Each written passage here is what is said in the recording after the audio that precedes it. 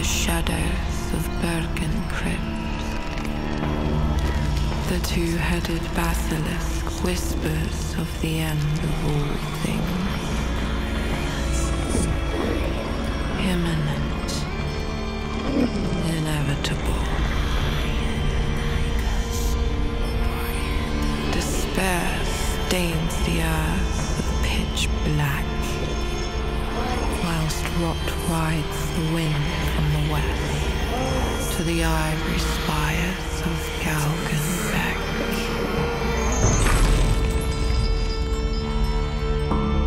Cursed walker, will you travel there? Who will witness the miseries carved into the grim calendar before all is drowned in welcome silence?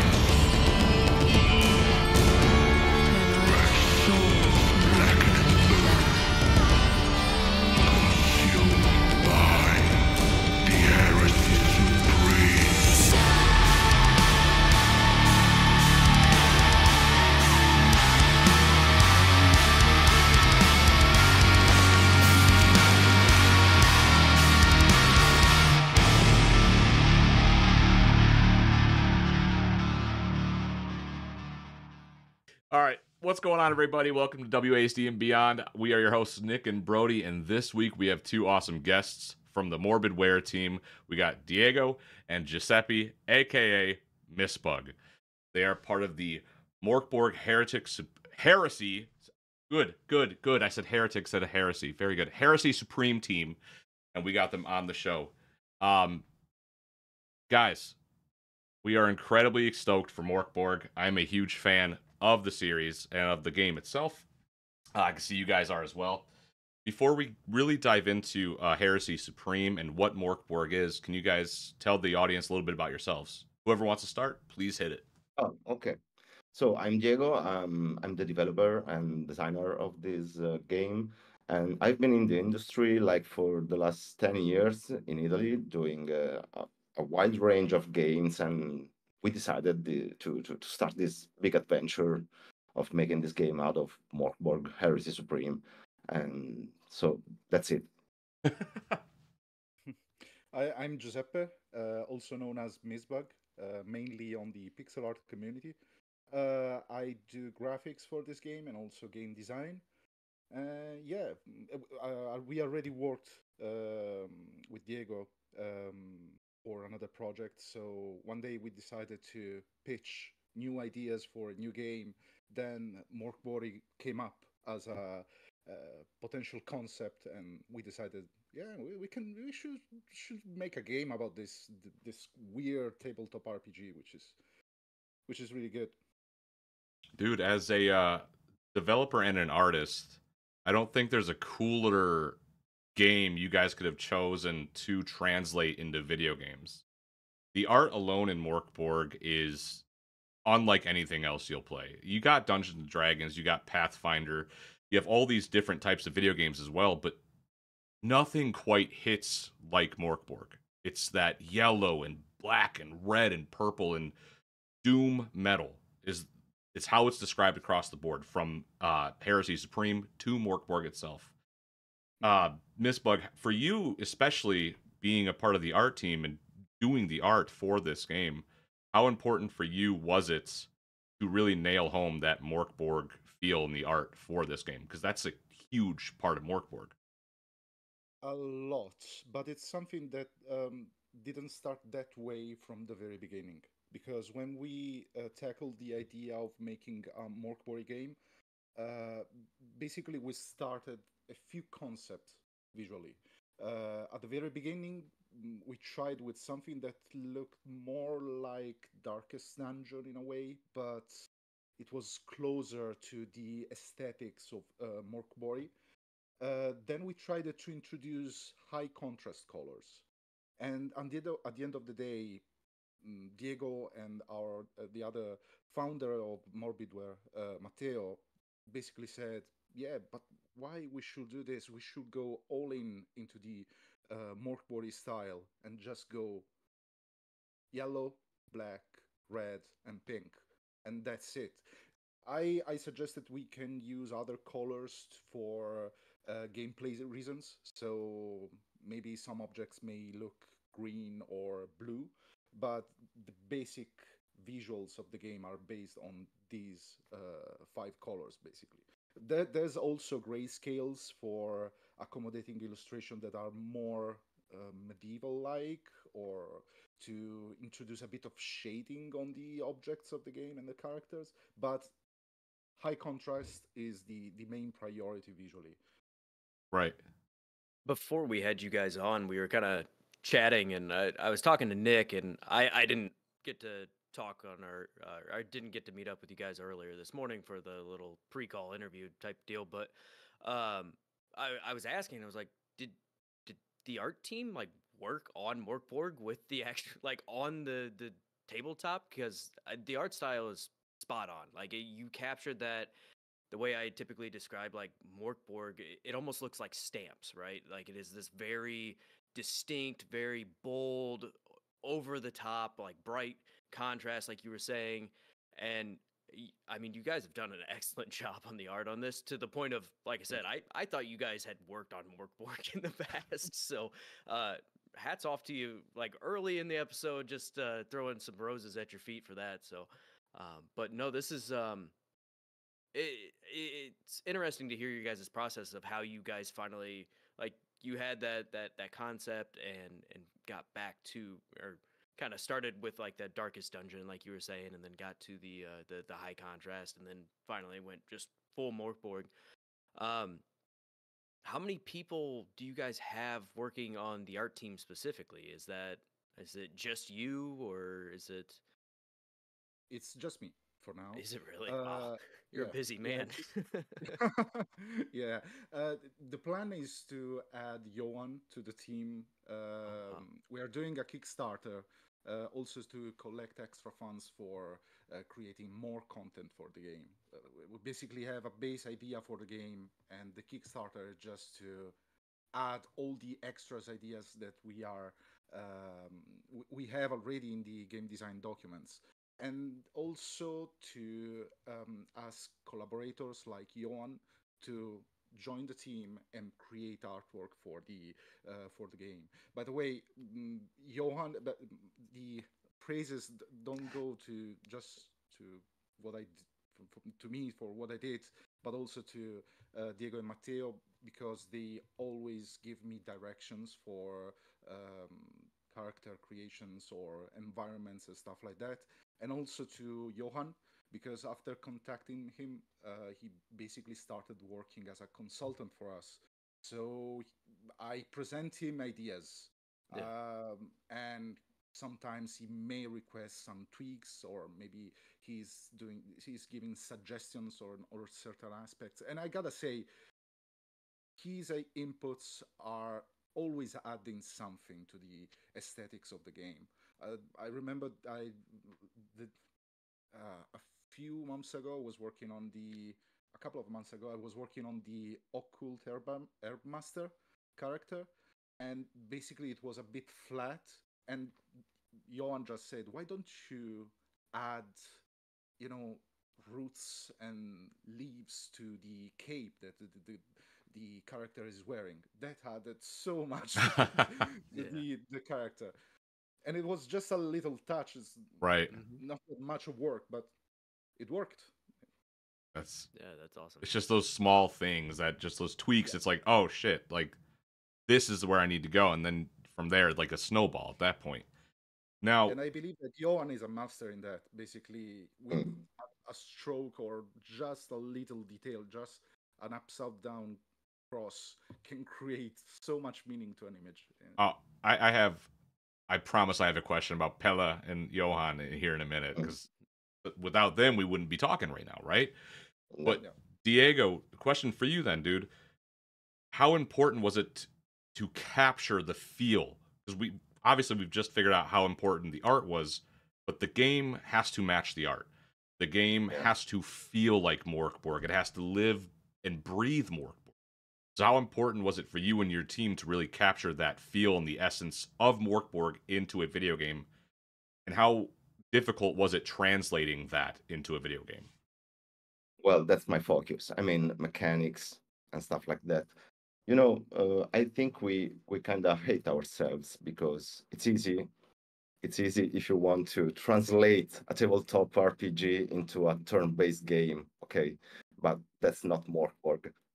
We wanted something, an action game that's much more in the Right. mood for Morkborg. And then at the same time, we have to bring all the miseries, all the misfortune, and make it fun, okay, inside the mechanics. So we have to keep all the interesting mechanics of from Morkborg, but make those action, okay. So everything must happen in a smooth way, and you we wanted a quick game for some reason. I mean, the game is slow, has a slow pacing, but you pick the controller and just play. And we didn't want, for example, big inventories with which weapons, and you cannot carry more than one weapon at the same time. So we have, for example, the broken state. We spent some time trying to achieve the broken state from the original game into an action game. So when you get the final blow, for example, you don't die and time slows down. And everything turns black and white because we also made some shaders to play with the color palette of the game. So at that point, if you kill the mob that dealt you the final blow, then you go out from the broken state and you get 1 HP back. So the game is very, I don't know, it's very dramatic that moment Right. when you go into the broken state, but it's still action and not something more turn-based. Okay. No, So this is Yeah, definitely very, very hard to do, but we are doing our best. right. Morkborg is very boom, boom, boom, boom. The session's over. Like it's a Yeah. very fast game. Like people don't realize like you could start out as a character with 1 HP and a needle that does nothing. Now, are you guys going to be incorporating a lot of that into this game as well, and like really giving it that Morkborg feel? Or are you going to try to? I don't want to say video game it up, but was there any like complications? Are you feeling like, or have you had to change any of the Morkborg formula to translate it into a video game? For now, we had to put some feature at the side, and we are trying to understand how to implement those in the game with our current budget, the time we have. How can those features be very cool for an action game or not? But basically, we are trying to put everything that's very cool from Morkborg Yeah, inside the game. I think it'll work, man. From the trailer that we saw, dude, this game looks like it's just gonna be exactly what it says: a Doom Metal video game, Doom Metal RPG video game. Everything is just the best word is dramatic. Everything in Morkborg is incredibly dramatic and thematic. Like it's bigger than life, but it's also doomy, and you are this big, and everything else is this big. I think in this game, from the trailer so far, it's really showcasing that. the Yeah, go on. sorry, I wanted to add something about this. Basically, the hard part for us in this moment is basically to not make the game unfair. We want to make the terrible things of Morkborg fun. During a tabletop session, if something terrible happens, you are with your friends, other players, and it's just fun. If you see, I don't know, a huge troll smashing you in one blow, it's fun to do that with other people. You just start joking and laughing.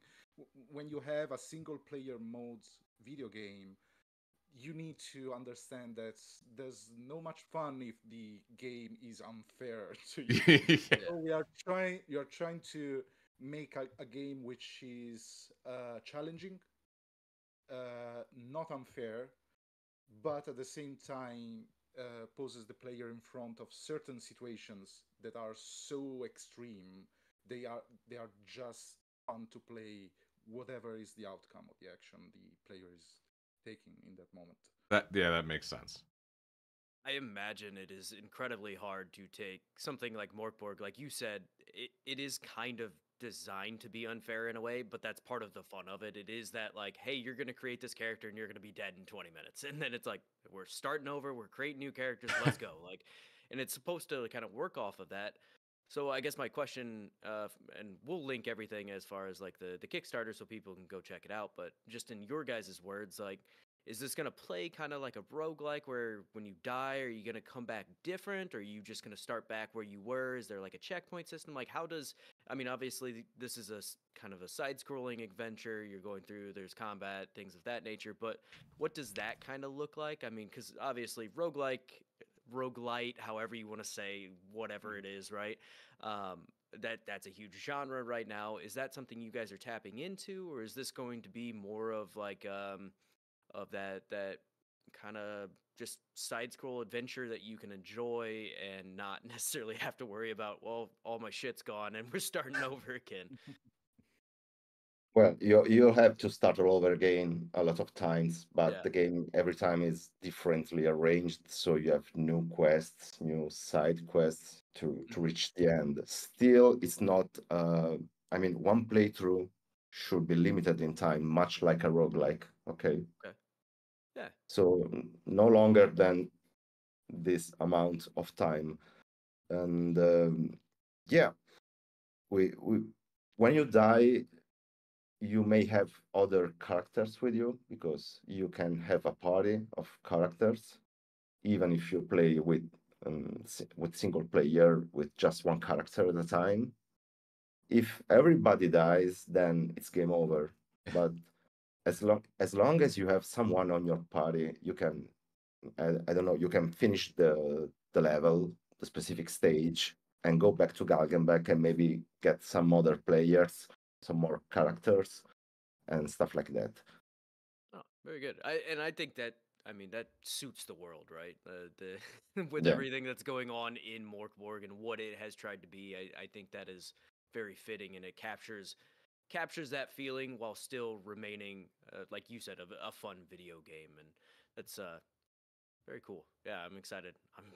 I'm just over the moon about this. Watching the trailer again, it's all like playing over here while we're talking, and I just keep looking over at it. So, See, for me, like I I almost am I'm very happy it's gonna be this awesome adventure and it's gonna be tough. Because that just fits it just fits what this is. It fits that world. That nothing in the Morkborg world is there to make you comfortable. Nothing. Again, you can literally have a fucking needle in the tabletop and you can't do anything with it. It's just like that's what you get. That sucks. Or if you use a scroll, that can end the entirety of the game. Like in the tabletop, like, oh, you use the scroll, okay, roll for it, but if it fails, say that's it. And it's like that's what I'm excited for with something like this, to see it come to life. And I think that's what a lot of fans have been waiting for, is to see Morkborg come to life. Like you hear about Morkborg all over the place. And it's getting bigger in circles that are playing D&D and Magic the Gathering even. It's Morkborg is this thing that is evolving and growing. So to see this is going to bring more people in, I think. And even with people who have already played the game, I think immediately they're frothing at the mouth going, "Oh, I need to play this. Like this is just another part of Morkborg now that I need." That's how I felt when I saw this, and when we reached out to you guys, I was like, "Oh, instantly, have to have you on the show." Like this, I need to know more about this. Now, how has it been working with Pella and Johan? Because I mean, this is their baby, right? Like this is everything they've put out into the world. So how has it been for you guys, and how close to the project are they getting, and how excited are they for this project? They are incredibly uh, they are incredibly happy to be part of the project in a way. When we when, when we contacted Johan to present him the idea of this video game, he was like, I always wanted to be part of a video game team. I wanted to create a video game. So he basically was really incredibly ecstatic about the idea of, creating a MORKBORG video game. Also, Pelle is incredibly active. Well, it was at the beginning. During this Kickstarter phase, is kind of resting a bit. We are keeping him as the main source of informations for the lore and the writing style and stuff like that.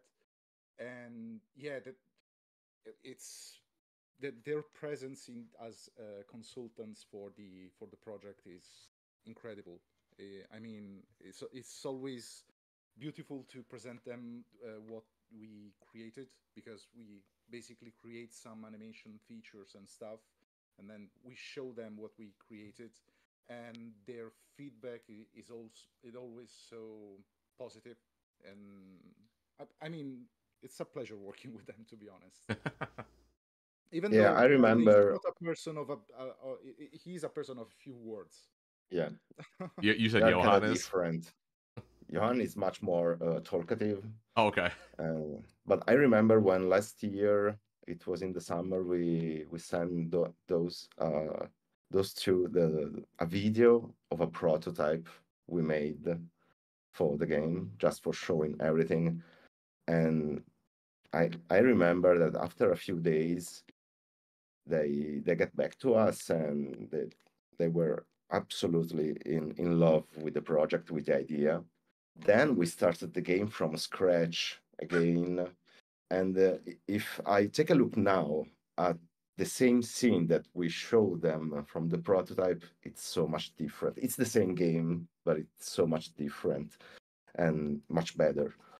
But at the same time, when they saw the first prototype, they were in love, and I'm really happy about this. Awesome. Also, I remember when we showed, when we showed Johan the prototype, the video of the prototype we were working on, his comment was something like, "This is beautiful. I will just do a few tweaks, and then this game is great, and it can be shipped." And I was like, "No, not a few tweaks. There's a lot of work we need to do on this."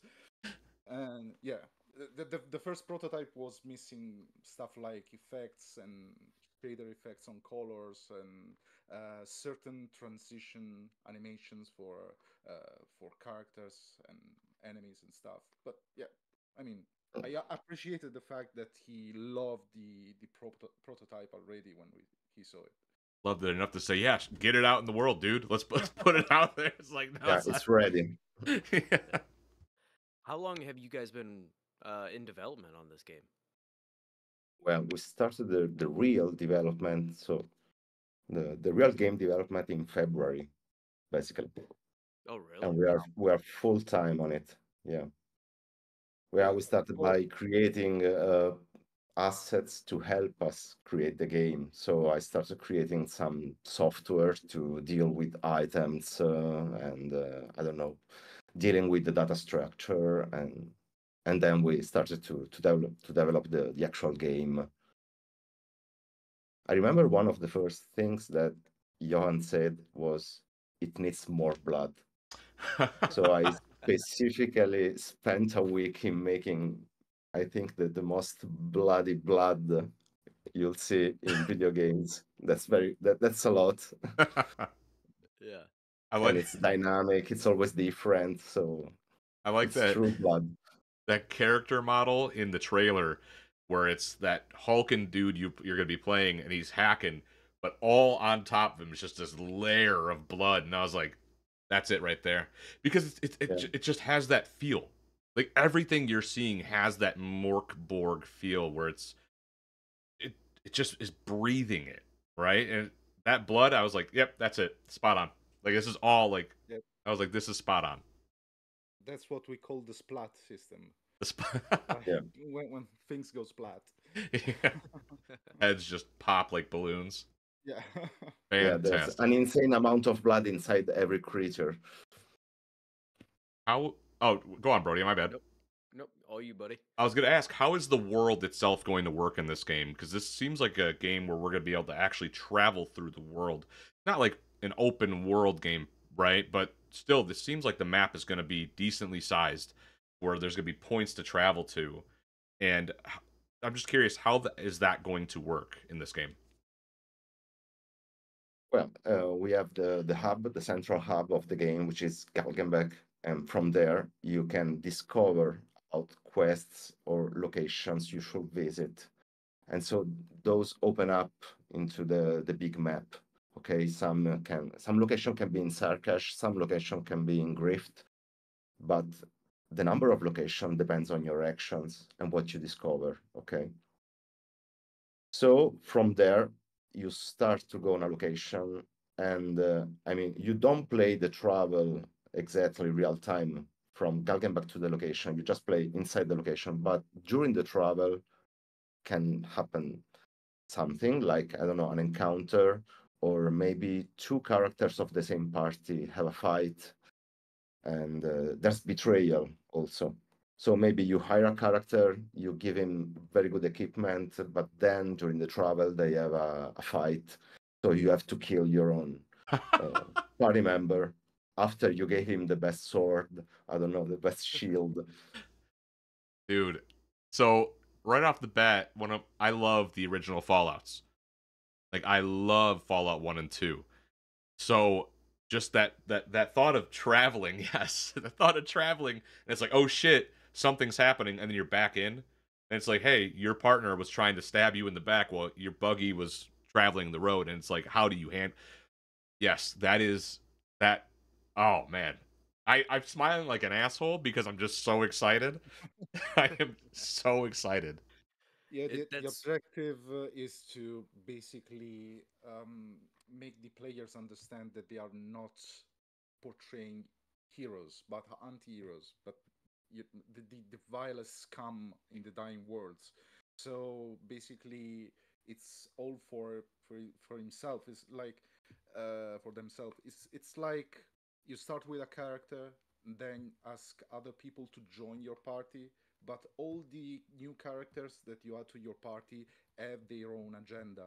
If you don't keep them their needs satisfied, they may leave or try to kill you and steal your money, or maybe do apply some debuffs while you explore. Like if you find some silvers, they will take a cut automatically, and you won't see that money in your inventory. So yeah, we are trying to keep that aspect of everyone is a douchebag into the game. Dude, Ye- yes. that's with what Nick was saying earlier, how smiling like an asshole.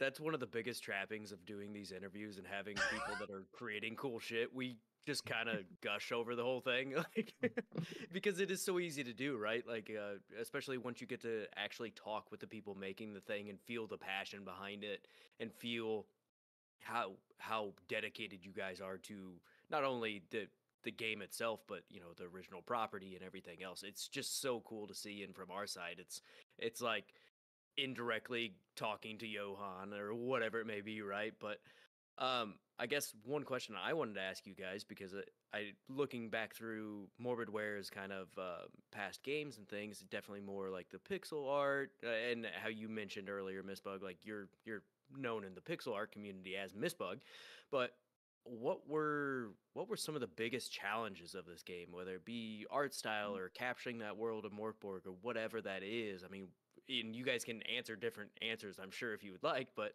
what has been your guys' biggest challenge going into this project? Diego, do you want to start? Okay, I can start. Well, it's pretty challenging because, as you can see, we mainly deal with pixel art and small words, small screens, and something like that. Going HD for a game, leaving the, I don't know, so many troubles related to pixel art, like the camera zooming only 2 times, 3 times, not being able to do, I don't know, some close up and stuff like that. So we are free from lots of boundaries given by pixel art. So we want to explore everything. Let's get this camera and make it shake, make it roll.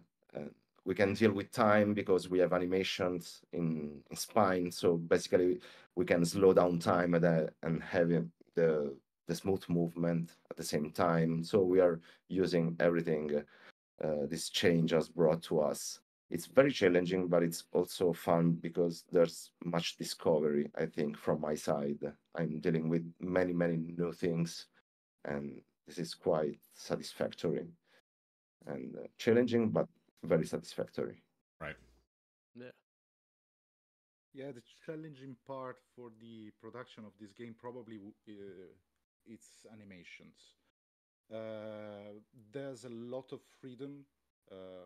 I've done a lot of animations in pixel art, and that's just a work which is frame by frame. So basically, you do the first frame, then a second pose, a third pose, etc., etc. You create the sprite sheet, and you're done. I mean, it's not that simple if you Right. do complex animations, but process is more streamlined, let's say. In this case, we are using 2D skeletal animation, which basically is like you create a skeleton with certain bones, and then you apply textures, graphics on top of these bones, and then you basically puppeteer the bones so that you can achieve certain animations. This, though, gives a lot of restrictions on stuff like turning the character 360 or, I don't know, making certain rotations look more 3D and stuff like that. So there's that restriction there, but this system also help us in doing stuff like skins. Like if we want to change the face of a character, it's pretty easy. If we want to create an armor, a different armor that we want to apply to a character, it's just a matter of a texture that needs to be replaced. That those things are easier on the animation side. Things that are harder to do with pixel art, where if you change something on a character, for instance, you need to create that same animation frame by frame on all the animations. So yeah, the animation will be quite complicated also because each character has a few poses, a few animations. Yeah. It's something like each character has roughly let's say 40 animations per pose. So if you are using a melee weapon, you will have 40 animations. If you're using the flail, you have other 40 animations. So there's a lot of work there to be done. Oh, absolutely. Yeah, sounds like a pain in the ass. Yeah, How it I is. would describe that. Yeah. But I mean, it's looking great, man. This how the game looks to be moving from, again, the trailer that we were able to see. Everything is moving so uniquely, though. Like everything looks unique, it moves unique, and it looks like it's gonna feel unique. I'm very excited to play that. But on top of that, there's not a lot of games that really harness the power of doom metal and black metal. So I'm curious here, how important is the sound design of this game as well? Because when you think of MORKBORG, you think of this just like you did in the trailer, just hard, heavy, low-tuned riffs pounding in your head, and just that doom and gloom. So how important was the music and the overall sound to this game for you guys to really just nail home? Well, the music is very specific to this game and very important to this game. So I think from the beginning we started thinking about bands that would fit the sound, even if we waited for some months before starting to get in touch with every band and asking, would you like to be in a game? Yeah, but what kind of game?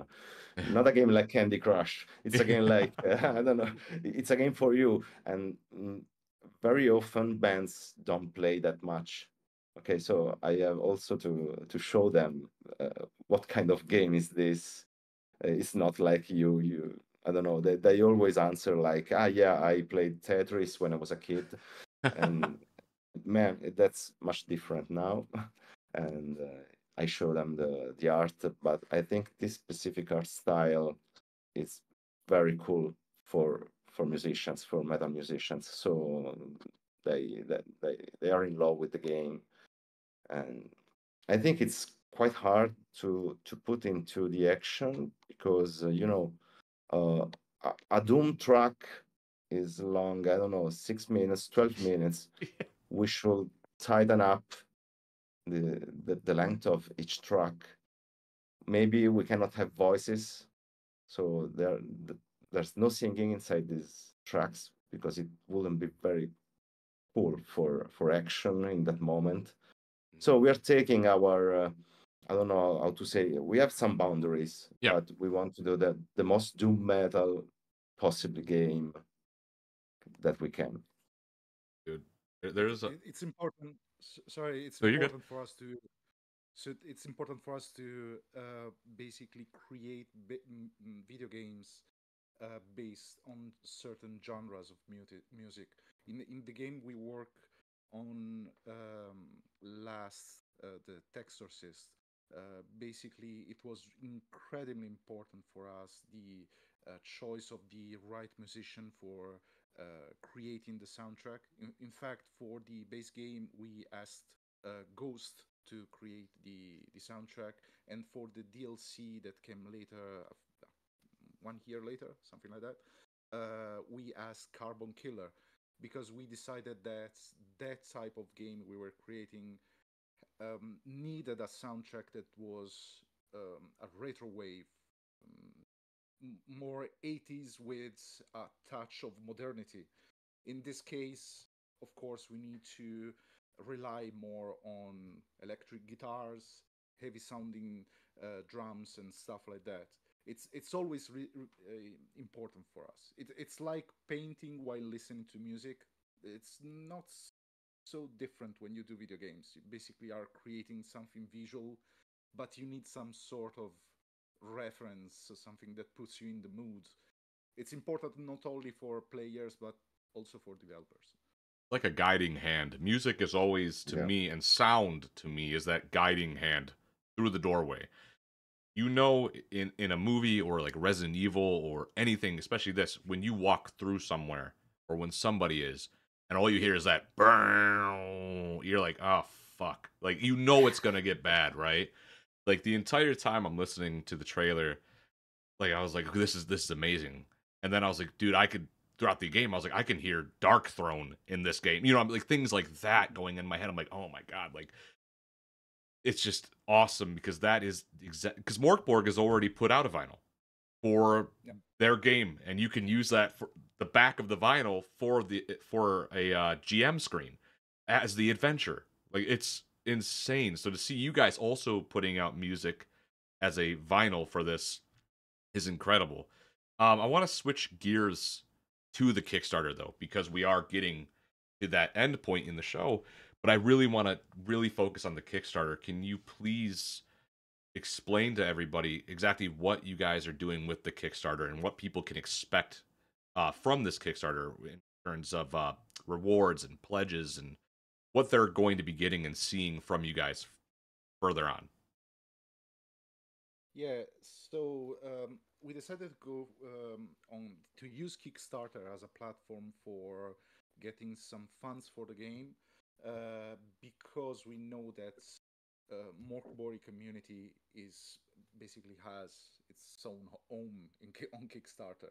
They know Kickstarter, and we wanted to use the same channels they use for creating content for MORKBORG and all the Borg-like games. And with this campaign, also we are not trying to. What we are trying to do with this campaign is to basically tell the world about MORKBORG. So because we can make a video game just for the community, and that will be fine and okay. But we also want video gamers that do not play tabletop RPG games to know about this incredible game called MORKBORG. And in order to achieve that, we are trying to basically crossbreed the video gaming world with what the MORKBORG community created during these years by creating rewards like a video game manual, which is also a zine. So in the video game manual of MORKBORG Heresy Supreme, you will find notions about the game on how to play the game, but also enemies and some items that are inside the game with rules to play those objects into the tabletop RPG. Another important reward that you already mentioned is the vinyl. We already know about Putrescent Pregnant. I believe it's the right name. And we wanted to create another vinyl to add to your MORKBORG collection of vinyls. And we haven't designed yet the back cover of the vinyl. So probably we also add some mini adventure there. I don't know. This is something that we can understand only with Johan, which is the crazy one that comes out with crazy ideas. And in fact, he came with the crazy idea of the sculpture of the goat head that you can find as a reward, a limited series reward. It's a sculpture of a goat head that he painted over with his brushes. And there's another reward, which I don't know if they already grabbed, which is an electric guitar painted That's wild. by Johan Nor, and it's a custom guitar, handmade. Basically, the backer that grabs it can decide The shape. The shape, the number of strings, the head. You can create a headless guitar or a guitar with head. We can engrave on the fretboard the 7/7 if you want. And once you have created your custom guitar, we'll send it to Johan. Johan will paint over it, then send it back to us, to the producers. They will apply all the codes so that the painting will last forever. And that's it. You will have your axe for creating music, which is doom metal. Or I was dark. just looking at that while you brought it up. I'm like, this thing is crazy, and the way it's really open, like you said, Overload's gonna work directly with the backer that gets it, and it's so cool. Oh, I want it. I want that. Oh yeah. But Yeah. I am broke. But whoever gets that, whoever does get that guitar, I cannot wait to see it posted. Like, 'cause that thing is just going to be, it's art at that point, right? So that, again, that goes back to what MORKBORG is. It's this disgustingly beautiful, artistic, depressing expression. And the Kickstarter itself, man, I really love exactly what you guys are doing here. You're giving everybody a chance to get in. And there's so many different tiers, but it's not out of everybody's reach. Typically, what I'll see on a Kickstarter is, here's this, but you get a little bit of this, a little bit of that. On this Kickstarter, it's, okay, here's what we're going to do. And everything is within somebody's reach. And that's what I really, really, really enjoy about this Kickstarter. And it's laid out simple. This is when we're aiming for it to come out, which is 2026, correct? Yep. Okay. Yeah. So the early access will be at the end of 2025. But December. the release will be the year after. So I mean, it's just all laid out perfectly for you there, and that's what I like. There's nothing misleading. It's just, you can tell, like what Brody said, when we work with people and do interviews, You can tell when somebody loves what they're doing. And that gets us just so excited to work with you guys, because you guys are stoked. And what you're creating is just fucking amazing. And we're excited. Is there anything else you guys... Yes. Yes. That's going to be my new thing. I'm going to start doing that from now on, because you guys have done it on the show. Is there anything else you guys wanted people to know about Heresy Supreme? You know, just to get it out there and to really just hammer it home what this is and what this game means to both of you. Go, Giuseppe. This game means a lot to us because we love the original game, the tabletop RPG games. We love playing tabletop RPG games, but also love video games. And the idea of mixing these two medias together is such an incredible experience. And we would love that other people share this feeling of excitement over this project with us. And also, we want people to be part of the creation of the project. That this is the reason why we are doing the early access at the end of 2025, because that will be an opportunity for the video game players and the MORKBORG community to help us, which is the right way to take this project.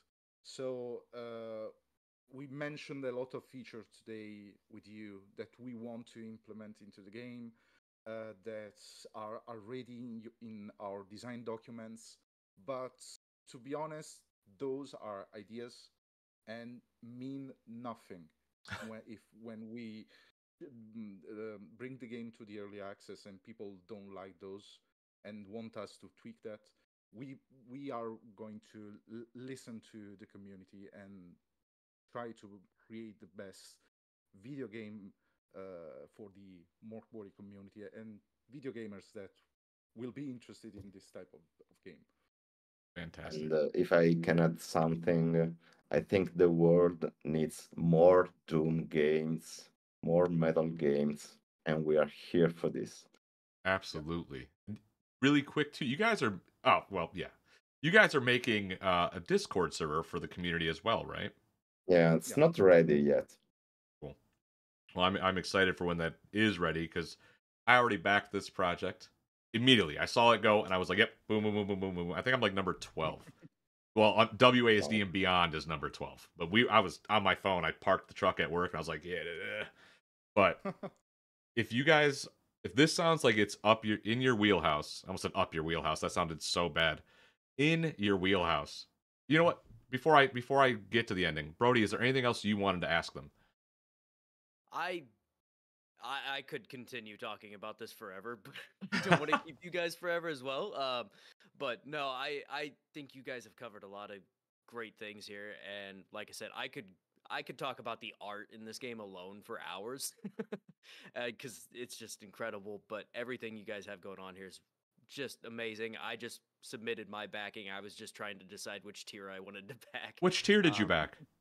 The guitar. What's that? I'm telling your fucking wife, dude. She gonna kill you. No, I did the 75 euro one. That's what I did. Yep. Euro? Is that the correct side? I'm really bad with other. Yeah, anyway, I backed that one. I want the physical design and the physical stickers and all that stuff. So Need it. yeah. But no, I don't necessarily have any other questions, because I don't want to keep you guys eternally, and just, I know you guys are very busy, and we appreciate your time coming on the show to begin with, and we can't wait to see where this goes and see as things continue and develop. And when that Discord opens up, we will be there. Oh yeah, we'll be in there for sure. So again, check out Heresy Supreme on Kickstarter right now. Back it if this sounds like it's something for you. It looks incredible, and I really hope that if this interests you, you'll check out MORKBORG itself. And if you're a MORKBORG fan, you need this. You need this. Kickstart this today. We are going to be pushing this on the WASD and Beyond Twitter, in our Discord. We're going to be pushing this everywhere, so be on the lookout for Heresy Supreme. Join the Kickstarter. Let's fund this together. And until next week, guys, take it easy and be safe.